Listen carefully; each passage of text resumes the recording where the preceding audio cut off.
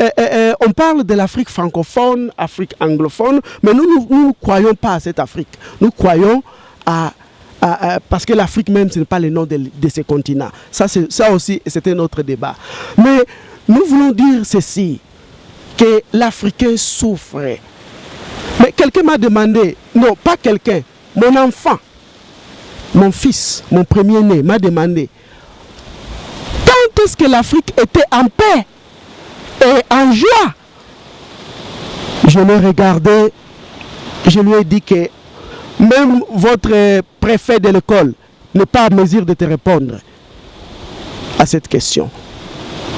Parce que à quand est-ce que l'Africain a souffert? Juste un regard rétrospectif, 5 minutes peut-être. L'apartheid qui vient de se terminer en Afrique du Sud, à 1994. Avant l'apartheid, il y avait la colonisation, qui a fait presque un siècle.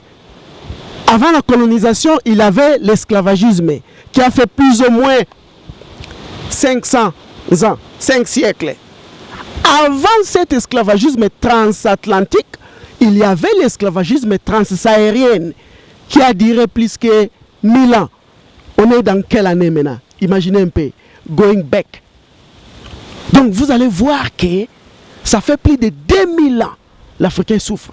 Mais si je vais aussi tenir compte de la conquête de l'Afrique du Nord par les Arabes, là on voit encore, ça a pris des siècles et des siècles. Donc ça fait aux environs 4400 ans que l'Africain souffre. Et pourquoi?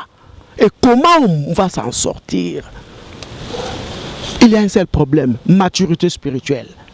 Quand l'Africain sera en harmonie avec son propre monde spirituel, parce que vous ne pouvez pas apprêter les anges. Qui sont les anges africains? Ce sont les Gabriel aussi.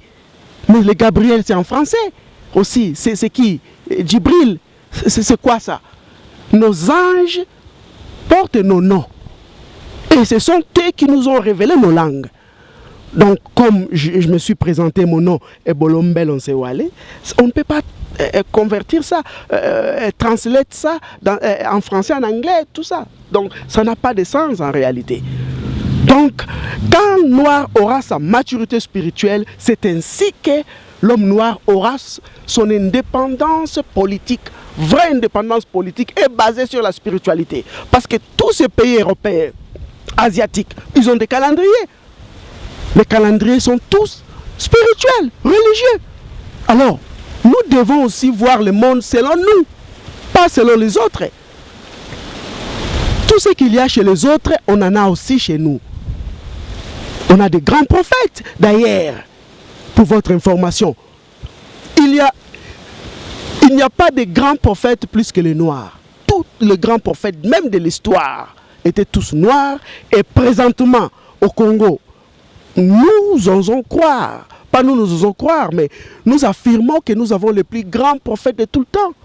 Quand je parle de grands messagers divins, il a ressuscité plus de 146 morts. Et ça, c'est le plus vieux prisonnier de la conscience africaine. Donc, qu'est-ce qu'il a prôné? Il a prôné nos violences. Ça, c'est un. Deux, qu'est-ce qu'il a prôné? Il a prôné l'amour.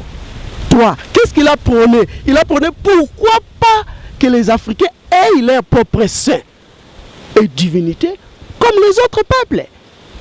Et il a réclamé l'indépendance du Congo. Il a réclamé l'indépendance de l'Afrique.